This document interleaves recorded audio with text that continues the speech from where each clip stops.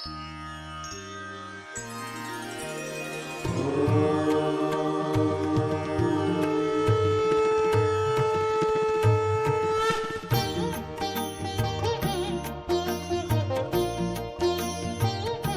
श्री महाकाल महादेव का फलित ज्योतिष शास्त्र में आपका स्वागत है। आज के टॉपिक में फिर मैं लेकर आया हूँ आज पुनः वैदिक ज्योतिष शास्त्र के अनुसार ही आज हम राशि परिवर्तन योग पर हम चर्चा करने जा रहे हैं। पिछला टॉपिक भी इसी से रिलेटेड था, जिसमें भाग एक में हमने पंचमेश और लग्नेश का राशि परिवर्तन, पंचमेश द्वितीयश का, पंचमेश तृतीयश का राशि परिवर्तन योग पर चर्चा की थी व उनके फलों पर भी।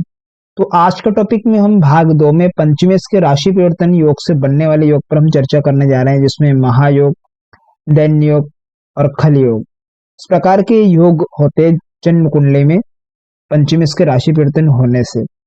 अब जिसमें हम भाग 2 में पंचमेश और चतुर्थेश का राशि परिवर्तन और पंचमेश षष्ठेश का राशि परिवर्तन व पंचमेश सप्तमेश का राशि परिवर्तन योग पर हम चर्चा करेंगे और भाव पर भी हम जानेंगे। तो इसी से रिलेटेड आज का टॉपिक है। टॉपिक पर चर्चा करने से पहले मैं आपको बता देना चाहता हूं कि यदि आप मेरे चैनल पर नए दर्शक होना तो कृपया चैनल को सब्सक्राइब कर लीजिएगा, साथ में घंटे के बटन को जरूर दबा दीजिएगा ताकि मैं जो भी नया वीडियो अपलोड करूं उसका नोटिफिकेशन सबसे पहले आपके पास पहुंच जाए।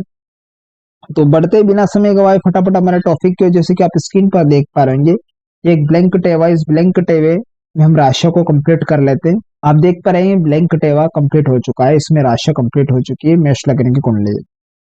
अब हम सबसे पहले पंचमेश और चतुर्थेश का राशि परिवर्तन कर देख लेते हैं। आप स्क्रीन पर देख पा रहे हैं पंचमेश और चतुर्थेश की तरफ एक एरो का चिन्ह जा रहा है। पंचम भाव से चतुर्थ भाव की तरफ भी एरो का हिंट है और चतुर्थ भाव से पंचम भाव की तरफ भी एक एरो का हिंट आप देख पा रहे हैं। अर्थात इसका यह मतलब है कि चौथे भाव के लॉर्ड पांचवें घर में बैठ गए और पांचवें भाव के लॉर्ड जो बनते हैं वो चौथे घर में। अब आप देख पा रहे हैं पंचम भाव में जो राशि है वो सिंह राशि है। सिंह राशि के लॉर्ड कौन बनते हैं? सूर्य देवता। अब सूर्य देवता चौथे घर में बैठे। अब चतुर्थ भाव में कौन सी राशि है? कर्क राशि। कर्क राशि के स्वामी कौन बनते हैं? चंद्रमा, वो जाकर पंचम भाव में। यहाँ पर बहुत ही जबरदस्त योग ये बन जाता है महायोग। अब इस योग में अगर किसी व्यक्ति का जन्म भी हो जाता है, नौकरी संबंधित तरक्की ऐसे व्यक्ति को मिलेगी और यहाँ पर दादी का सुख भी ऐसे व्यक्ति को अच्छा मिलेगा, सपोर्ट मिलेगा और व्यक्ति की सोचने समझने की शक्ति भी काफी एकाग्र होगी।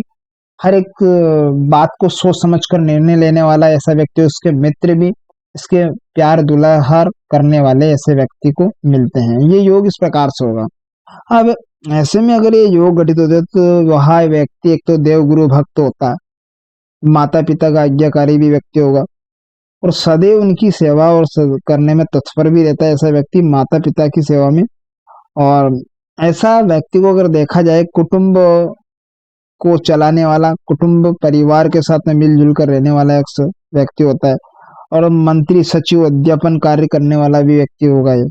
तो अगर यही कहीं सुख स्थान के स्वामी अर्थात चतुर्थ भाव के लॉर्ड चंद्रमा निर्बल अवस्था में और पाप प्लेनेट इनके साथ में बढ़िया दृष्टि संबंध बन जाए तो देवगुरु का भक्त नहीं होता, बल्कि वह क्या होगा? पिता से भी बैर रखता है। संतान के कार्यों का अपकीर्ति और भागी बनकर दुख क्लेश इत्यादि से वो क्या होता है? संतप्त रहता है। ऐसा वहां पर खर्च लगा रहेगा, बेवजह के खर्चों पर ऐसा व्यक्ति बेविचार नहीं, बेवजह के खर्चे ऐसे व्यक्ति करता रहेगा।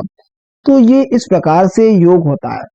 अगर ये शुभ सिचुएशन में रहे तो पॉजिटिव रिजल्ट देगा, नौकरी संबंधित में सफलता प्राप्त करेगा ऐसा व्यक्ति। माँ का साया जब तक रहेगा व्यक्ति का अच्छा पॉजिटिव रिजल्ट पाएगा, लेकिन माँ के चरण स्पर्श करता रहे तो यहाँ पर चंद्र और पॉजिटिविटी देगा। अब आप देख पा रहेंगे पंचम भाव में सिंह राशि के लॉर्ड बनते सूर्य देवता और षष्ठम भाव में बैठ गए रोग के घर में, और षष्ठम भाव के लॉर्ड पंचम भाव में बैठ गए। अब यहाँ पर व्यक्ति क्या होगा? बुद्धिजीवी के साथ साथ में ऐसा व्यक्ति अपनी वाणी को भी प्रकट करने वाला होगा, प्रेम जाल में फंसाने वाला होगा, मित्रों को अपने अधीन करने वाला होगा, मीठी मीठी वाणी बोलने वाला होगा, मधुर वचन ऐसे व्यक्ति के मुंह से निकलते हैं। और यहाँ पर षष्ठम भाव में सूर्य का बैठना भी हो जाता है तो यहाँ पर एक दूसरे का सपोर्ट ही करेंगे, रोग बीमारी से लड़ने की ताकत यहाँ पर सूर्य देवता का सपोर्ट भी मिलेगा और यहाँ पर बुद्ध को एक दूसरे का सहयोग मिल रहा। और यहाँ पर क्या है कि पंचमी शत्रु भाव में भी होना, जब तक न्याय विधि रोगों से पीड़ित रहता है, अगर ये अशुभ कंडीशन में होगा तो तभी रहेगा। लेकिन ये शुभ सिचुएशन में बैठ गया तो यह पुत्र का सुख भी होगा, शत्रु पर विजय प्राप्त करने वाला होगा। चाहे किसी भी कंडीशन परिस्थिति में फंस जाएगा व्यक्ति, लेकिन उसका निवारण वो व्यक्ति अपने ठंडे दिमाग से सोचकर उसका निर्णय लेगा, और बुद्धि मानी से वह अपने पद को अग्रसर रहता है ऐसा। तो ये योग इस प्रकार से होता है। नेक्स्ट योग पर हम चर्चा कर लेते हैं। जैसे कि आप स्क्रीन पर देख पा रहेंगे, पंचम और सप्तमेश, पांचवें घर के लॉर्ड और सातवें घर में बैठ गए, ठीक है, सप्तम भाव में। और सप्तम भाव के लॉर्ड वो बनते शुक्र देवता, वो पंचम भाव में बैठे। दाम्पत्य जीवन ऐसे व्यक्ति को खराब करके रख देगा, मान सम्मान की हानि करेगा, विपरीत लिंगी की तरफ, हर बार विपरीत लिंगी की तरफ ऐसे व्यक्ति का दिमाग जाए, बार बार विपरीत लिंगी की तरफ दौड़कर जाएगा। अगर ये अपने पिता को अपने हाथ से दूध पिलाए, उनका सम्मान करे, या बंदरों को चना गुड़ खिलाए, तो ये योग कारगर होगा। तो ऐसी कंडीशन में पंचम भाव का शुक्र भी यहाँ पर कहीं ना कहीं संतान रिलेटेड प्रॉब्लम को क्रिएट करेगा और कमजोरियों को बढ़ाता जाएगा ये योग। अगर ये योग शुभ कंडीशन में हो, कोई इनके साथ में अन्य प्लेनेट की युति ना बनी हो, सप्तम भाव पर किसी अन्य प्लेनेट की दृष्टि ना हो लगने पर, या किसी भाव से, या पंचम भाव में बैठे प्लेनेट के साथ में किसी अन्य प्लेनेट की युति ना हो, तो ये सक्षम होगा। तो योग अगर सक्षम होगा तो व्यक्ति को अच्छा रिजल्ट यहाँ पर मिलेगा।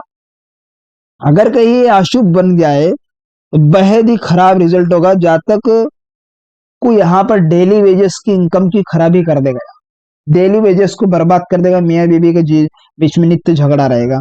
अगर शुभ होगा क्या होगा, जहां तक देव गुरु भक्त होता है उसकी जो पत्नी होगा ना, ऐसे व्यक्ति की पत्नी, अगर ये योग किसी भी कंडीशन में किसी व्यक्ति की कुंडली में घटित हो जाता है, सुंदर सुशील और चरित्रवान होती है, और सेवा भाव से उनकी सेवा करने वाली होती है अपने पति, ठीक है। और अगर पति की कुंडली में योग होता है तो पत्नी का आदर सम्मान करने वाला होगा, जो गुणवान और स्वरूपवान भी होती है ऐसे व्यक्ति की पत्नी, पुत्रों को जन्म देने वाली होती है और सभी धर्मों को मानने वाली। इस प्रकार से आज के टॉपिक में हमने पंचमेश, चतुर्थेश, पंचमेश, षष्ठेश, पंचमेश, सप्तमेश के भाव व इनके राशि परिवर्तन पर हमने चर्चा की। तो आप सभी ने इन पॉइंटों को नोट कर ही लिया होगा, पंचमेश चतुर्थेश के पॉइंट को और पंचमेश सप्तमेश तक। तो आशा करता हूँ आज का टॉपिक आपको बेहद इंटरेस्टिंग समझ में आएगा। तो मिलते हैं किसी नेक्स्ट वीडियो में, तब तक के लिए आप मुझे दीजिएगा इजाजत। नमस्कार मित्र।